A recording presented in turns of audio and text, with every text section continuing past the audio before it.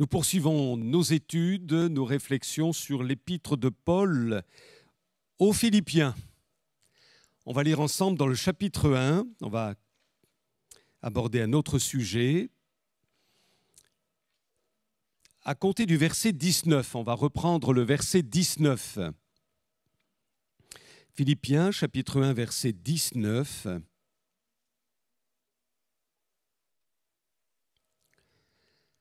Car je sais que cela tournera à mon salut. Grâce à vos prières et à l'assistance de l'Esprit de Jésus-Christ, selon ma ferme attente et mon espérance, que je n'aurai honte de rien, mais que maintenant, comme toujours, Christ sera glorifié dans mon corps avec une pleine assurance, soit par ma vie, soit par ma mort. Car Christ est ma vie, et la mort m'est un gain. Mais s'il est utile, verset 22, pour mon œuvre, que je vive dans la chair, je ne saurais dire ce que je dois préférer.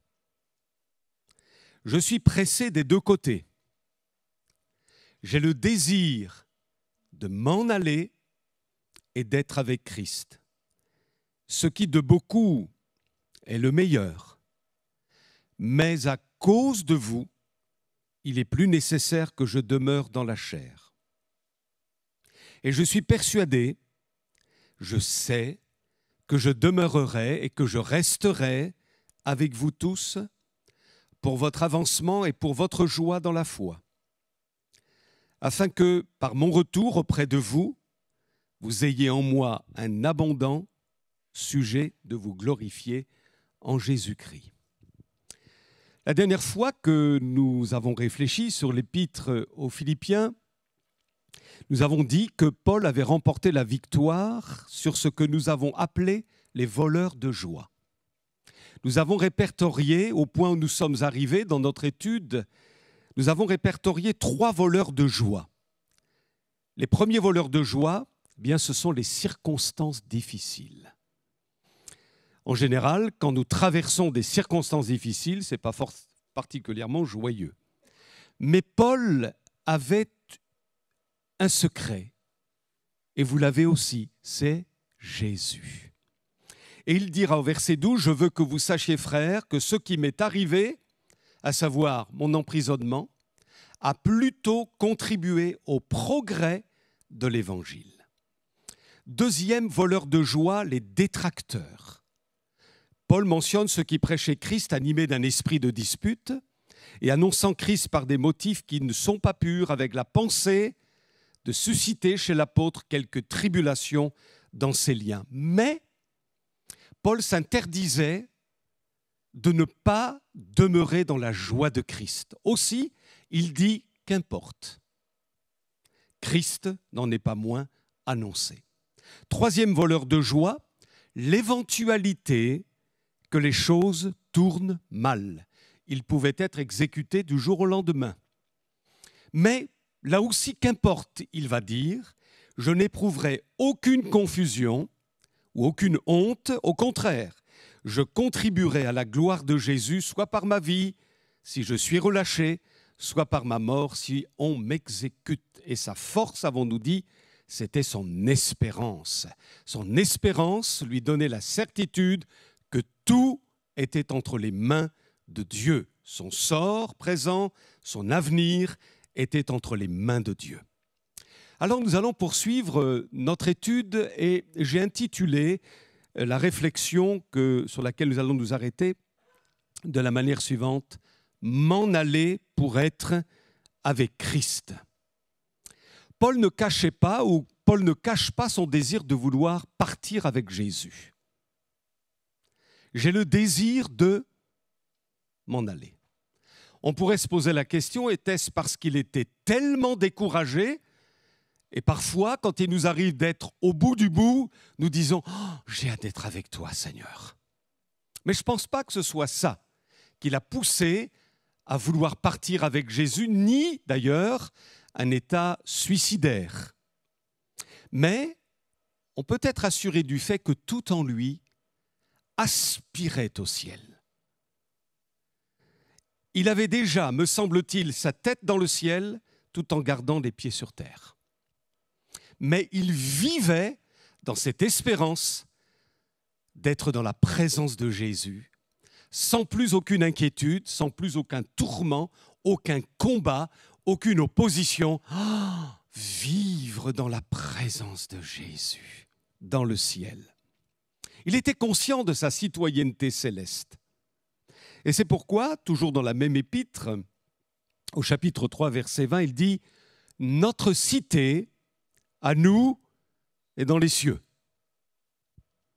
d'où nous attendons aussi comme sauveur le Seigneur Jésus-Christ, qui transformera le corps de notre humiliation en le rendant semblable au corps de sa gloire par le pouvoir qu'il a de s'assujettir toutes choses. » Alors il y a un combat en lui. Il y a un combat en lui.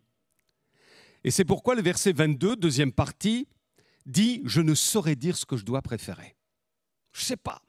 C'est-à-dire, je suis tiraillé. Je suis vraiment tiraillé. Je ne sais pas si nous sommes tiraillés à ce point. Mais lui était tiraillé. Je suis pressé des deux côtés. Verset 23. J'ai le désir de m'en aller et d'être avec Christ, c'est-à-dire j'ai le désir de mourir pour être avec Jésus, ce qui est de beaucoup le meilleur. Mais à cause de vous, Philippiens, il est plus nécessaire que je demeure dans la chair. Donc c'est un vrai dilemme. Je ne saurais ce que je dois préférer. Partir avec Jésus ou alors poursuivre l'œuvre dans les églises. Lorsque l'apôtre Paul dit « j'ai le désir de m'en aller », le terme grec rendu par « m'en aller » est le terme « détaché ».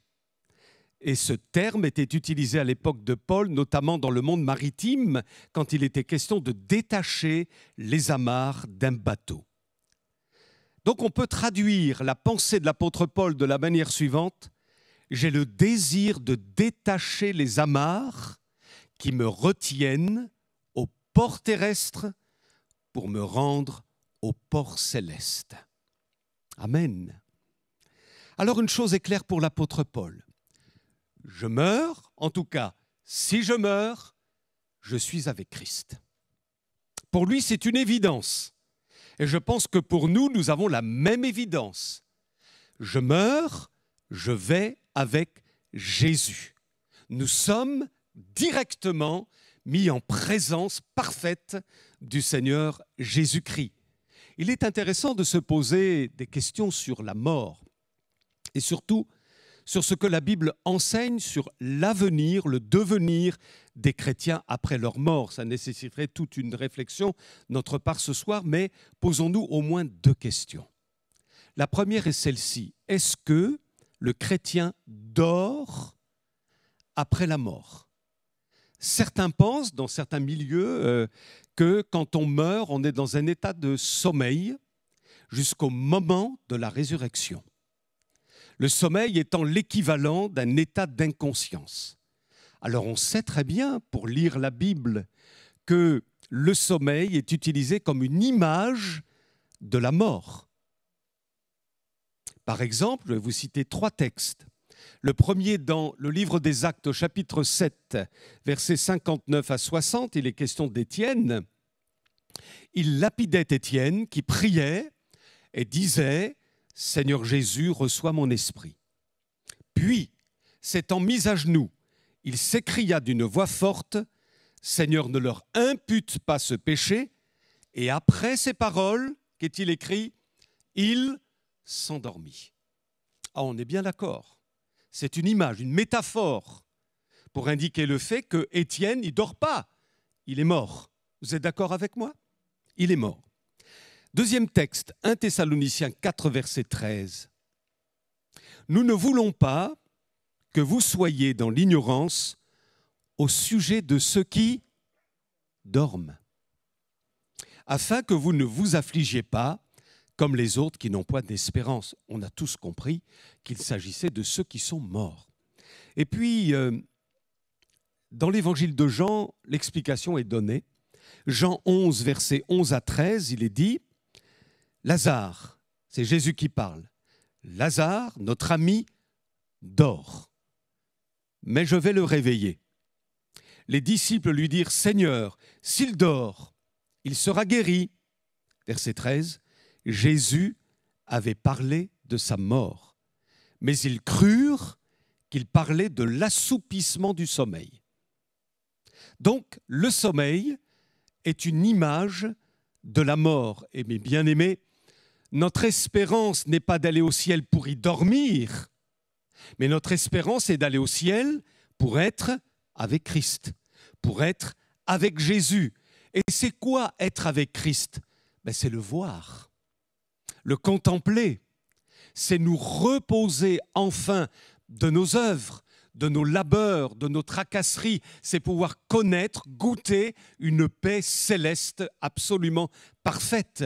C'est nous réjouir d'une manière aussi absolue et parfaite de sa présence. C'est ça, être avec Christ. Donc dès lors que nous fermerons les yeux, nous irons directement dans la présence de Jésus.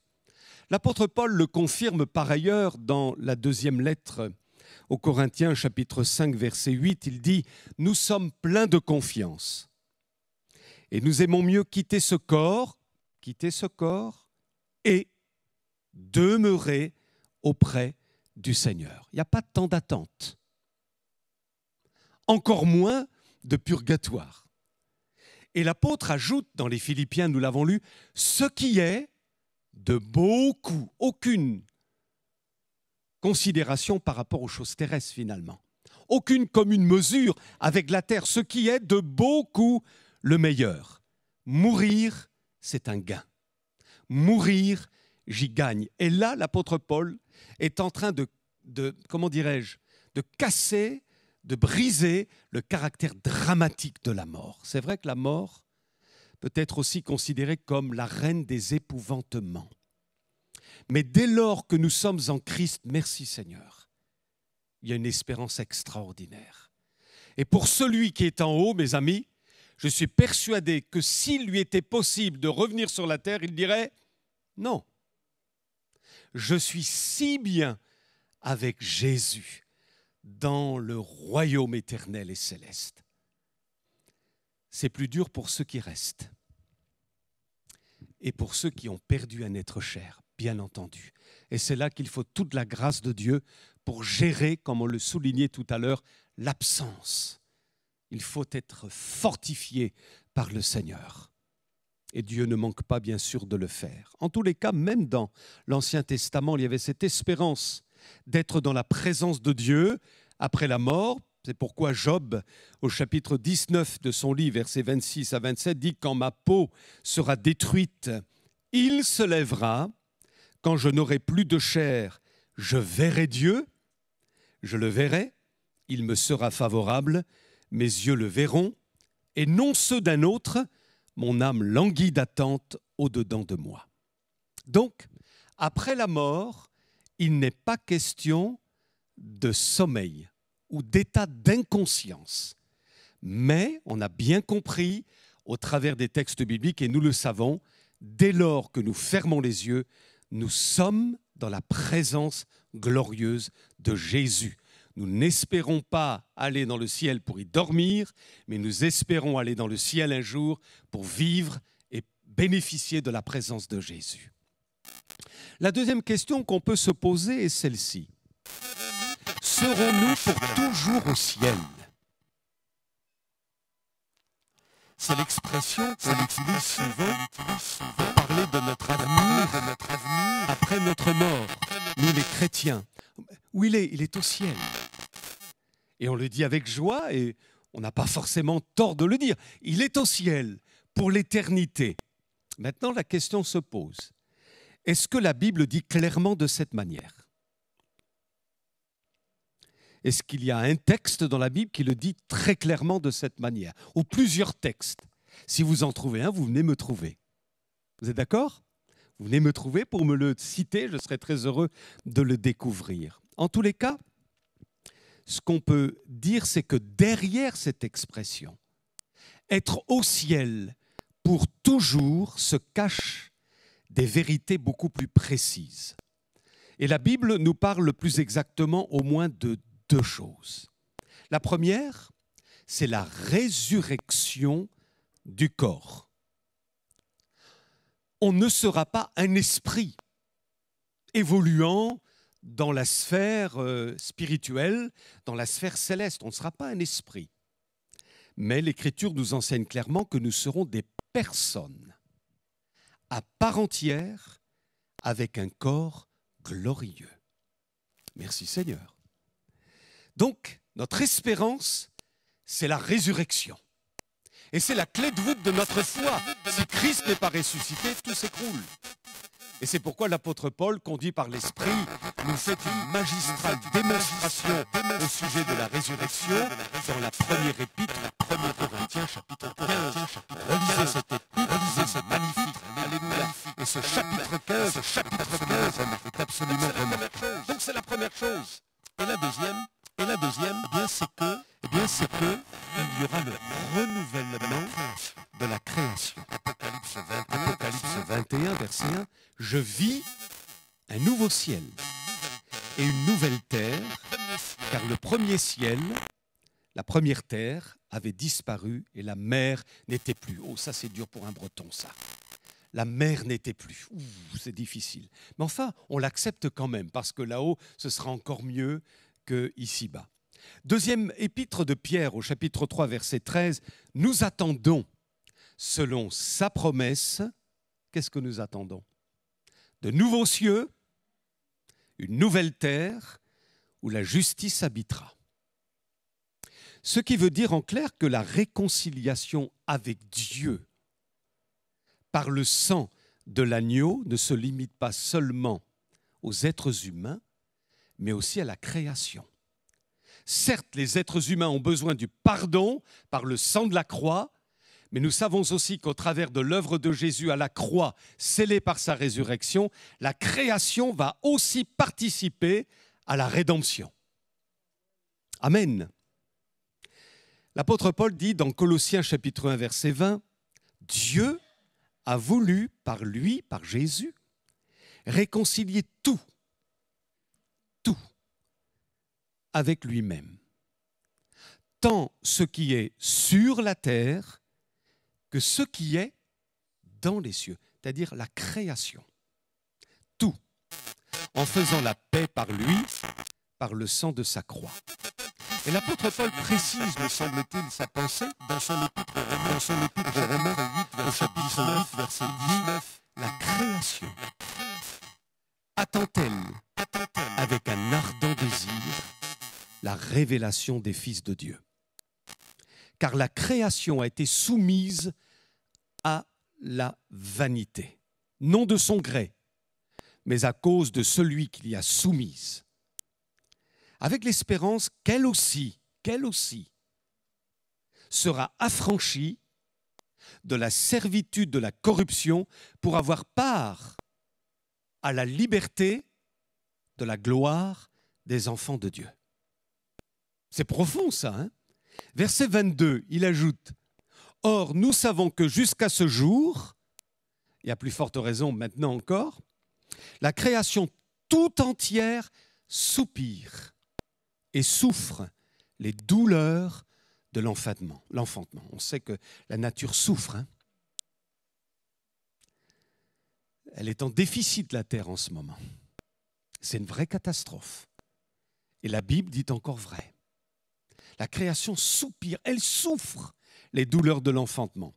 Et ce n'est pas elle seulement, donc la création, ce n'est pas elle seulement, mais nous aussi, qui avons les prémices de l'esprit, nous aussi, nous soupirons en nous-mêmes en attendant l'adoption, la rédemption de notre corps. Donc si je comprends bien, l'apôtre Paul dit ici deux choses. La première, c'est que les enfants de Dieu soupirent après la résurrection, ce qui est décrit par l'apôtre comme la rédemption ou la libération de notre corps. Et deuxièmement, Paul souligne, et c'est intéressant aussi de le faire, c'est que la terre, la création, soupire après une rédemption. Verset 21 de Romains 8, nous l'avons lu, la création a l'espérance d'être elle aussi affranchie de la servitude de la corruption pour avoir part à la liberté de la gloire des enfants de Dieu. Alors je résume, c'est quoi vivre dans le ciel pour toujours? Ça veut dire quoi bibliquement? Eh bien, la Bible répond. Et c'est encore mieux quand la Bible répond à cela. Apocalypse 21, versets 1 à 3, je vous cite.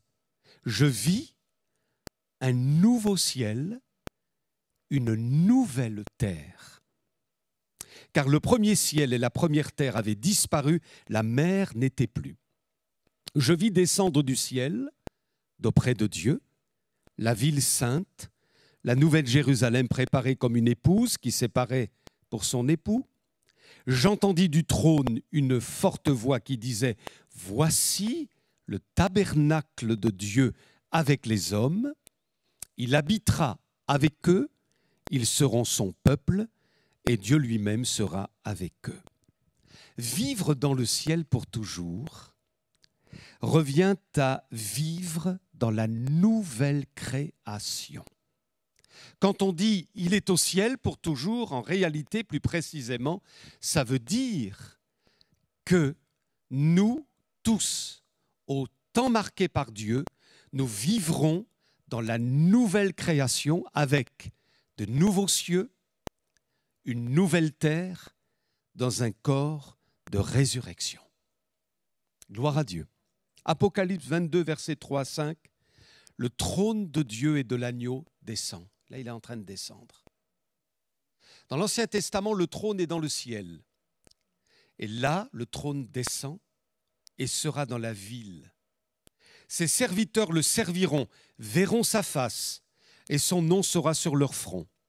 Il n'y aura plus de nuit, ils n'auront besoin ni de lampe ni de lumière, parce que le Seigneur Dieu les éclairera, et ils régneront au siècle des siècles.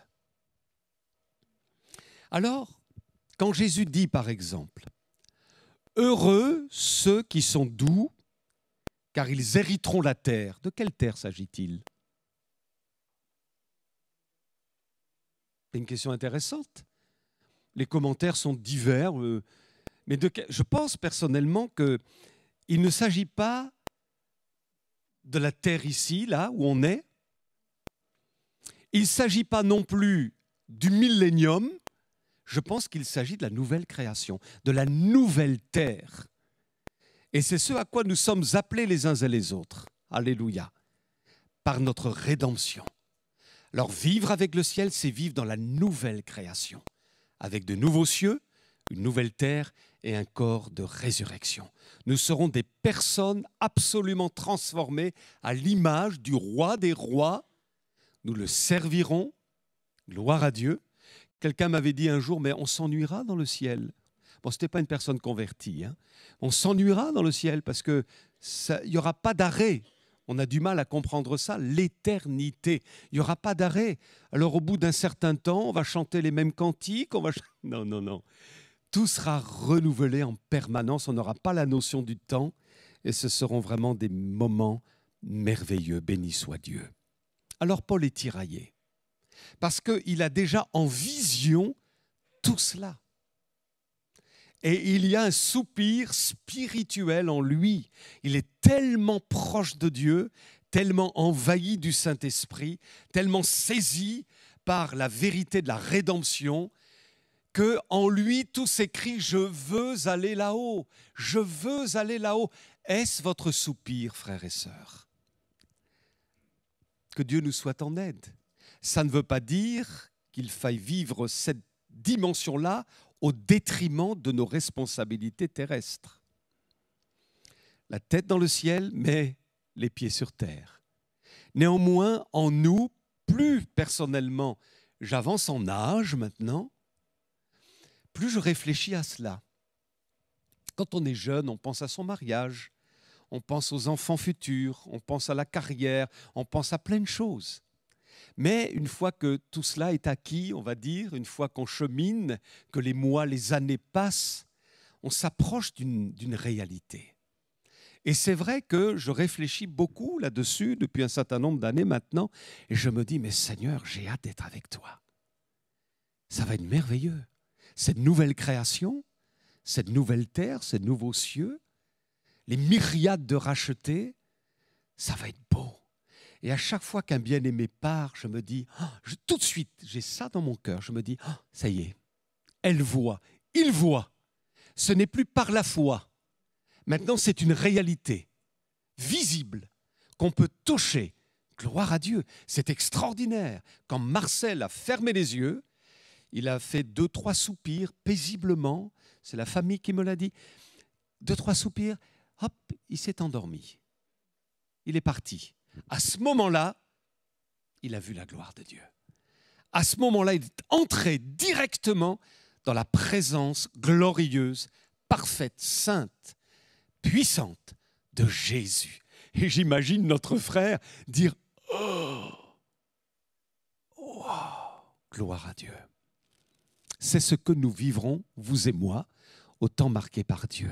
Alléluia. Mais, nous sommes tiraillés nous aussi. Seigneur, comme ce sera beau là-haut. En même temps, il y a un travail à effectuer sur la terre. Et c'était tout le dilemme de l'apôtre Paul. J'ai le désir de m'en aller. Oh, j'ai le désir. Oh, plus de souffrance. Plus de... Bon. Mais, et il dit au verset 25, je suis persuadé. Là, il vient de recevoir comme une conviction, vous voyez, je sais que je demeurerai, que je resterai avec vous tous pour votre avancement et pour votre joie dans la foi, afin que, par mon retour auprès de vous, vous ayez en moi un abondant sujet de vous glorifier en Jésus-Christ. Je veux partir, mais j'ai encore du travail à accomplir. Et c'est pourquoi Paul dira par ailleurs dans les Éphésiens, rachetez le temps. Rachetez le temps. Un jour, le Seigneur viendra nous prendre. Et ce temps-là, le moment de notre départ ne nous appartient pas. Certains partent plus tôt que d'autres. Et ce qui est important, c'est de pouvoir réaliser que aujourd'hui, là, est-ce que je suis bien en règle avec Jésus ? J'ai bien apprécié, je reviens, j'en parlerai sans doute au service d'inhumation, mais Marcel m'a dit ces quelques mots, il a voulu que je vienne le voir pour m'exprimer des choses et il m'a dit, je voulais être en paix avec tous. Alors je ne sais pas ce qu'il a dit, ça ne m'appartient pas. Mais il a réuni sa famille et il leur a dit des choses. Je voulais être en paix avec tous. Gloire à Dieu, hein? Parce qu'il savait qu'il allait ensuite là-haut avec Jésus. Le temps de notre départ appartient à Dieu. Mais Paul avait une certitude. Je demeurerai, je resterai avec vous. Ça venait de Dieu. Plus tard, il a eu une autre certitude. Et cette fois-là, cette certitude, c'était que le moment de son départ approchait. Et il dira à Timothée, le moment de mon départ approche. Là, il savait qu'il allait partir. J'ai rencontré bien des amis, des bien-aimés, notamment dans la maison de retraite où j'ai évolué en son temps, à l'Opérette, où certains savaient qu'ils allaient partir. Et même le disaient. Je vais partir. Nous l'avons vécu, ça. Je vais partir. Le lendemain, il n'y avait plus personne. Le bien-aimé était parti dans la gloire. Ça ne se passe pas toujours comme ça, on est d'accord. Mais ça peut se passer comme ça. Le Seigneur peut mettre dans notre cœur la certitude que le travail n'est pas encore accompli. Alors il nous laisse du temps. Le temps est précieux, n'est-ce pas vrai? Il nous laisse du temps pour œuvrer pour lui d'une manière ou d'une autre, œuvrer dans nos familles, bénir les uns, bénir les autres. Il nous laisse du temps. Le capital temps, c'est précieux, frères et sœurs. C'est précieux quand on voit comment le monde dilapide ce précieux temps. C'est impressionnant, c'est pitoyable aussi. On se dit, oh, ils ne savent même pas qu'un jour ils vont rencontrer Dieu. C'est terrible. Mais quant à nous, nous savons que nous n'allons pas le rencontrer comme juge, mais comme un glorieux sauveur. Néanmoins, si nous sommes sauvés par grâce, au moyen de la foi et par le sang de l'agneau, nous ne voulons pas venir à lui les mains vides. N'est-ce pas vrai? Mais nous voulons lui apporter les œuvres qui nous accompagneront, qui n'ont aucune implication quant à notre salut, puisque c'est la foi qui sauve, mais néanmoins, je crois, puisque l'Écriture le mentionne, qu'il y aura aussi un temps pour les récompenses. Vous croyez ou vous ne croyez pas en ça? Ben oui. Et c'est pourquoi le Seigneur nous demande de nous efforcer, de lui être agréable, de marcher dans ses voies et de dire « Seigneur, que veux-tu que je fasse pour toi ?»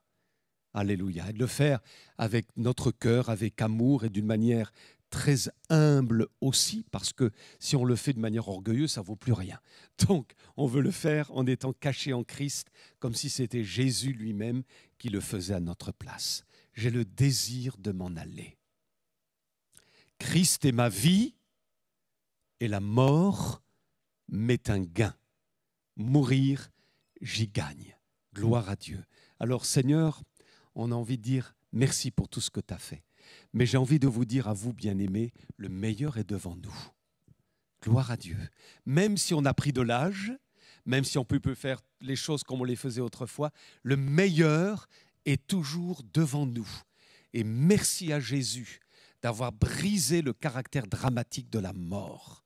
C'est pourquoi nous ne sommes pas comme les gens du monde dans l'ignorance en ce qui concerne ceux qui dorment. Voilà, béni soit Dieu. Nous louons le Seigneur pour cela. Et la peur de la mort a été brisée. Nous aussi, on a envie de dire comme l'apôtre Paul, on a hâte d'être avec toi, Seigneur. Mais pour le moment, il y a encore des choses à faire. Alors nous les ferons jusqu'à ce qu'il te plaira, au temps marqué par toi, de nous reprendre pour nous conduire systématiquement dans ta présence. Merci Seigneur pour ces moments. Merci Seigneur pour ces rappels tout simples. Mais c'est bon pour nous de nous souvenir encore que nous ne sommes que de passage sur cette terre. Merci d'avoir acquis notre salut. Notre rédemption est acquise en toi par la foi.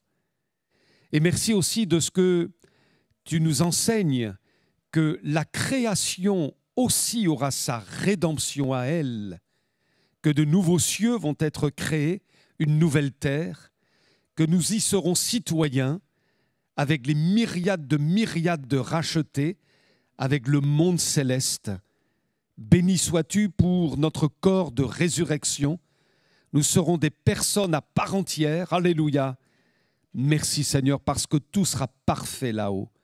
On te loue pour ces certitudes inébranlables qui font partie de notre espérance. Loué sois-tu Seigneur. Il fait bon de t'appartenir. Nous sommes en paix avec toi, nous ne redoutons rien. Nous sommes sous ta main et notre sort t'appartient. Alléluia.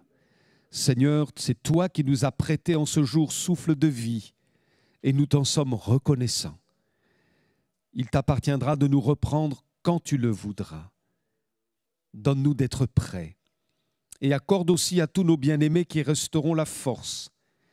Seigneur, alors que nous partirons, que, Seigneur, l'époux demeure fort, l'épouse qui verra son mari partir demeure forte, que les enfants demeurent en toi et soient sauvés. Seigneur, merci pour cette espérance de la gloire éternelle. Merci, Seigneur. Oui, certainement que plus nous mûrissons dans la foi, plus nous soupirons après ces moments de gloire dans ta présence pour te contempler, te servir encore.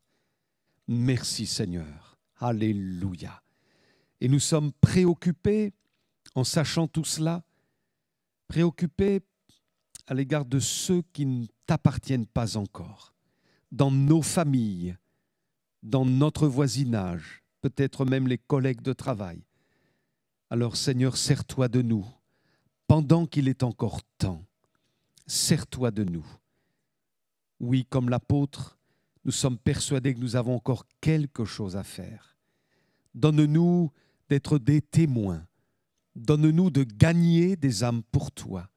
C'est toi qui les gagnes avant tout, mais Seigneur, Donne-nous d'être instruments entre tes mains pour amener une âme à toi, plusieurs âmes à toi.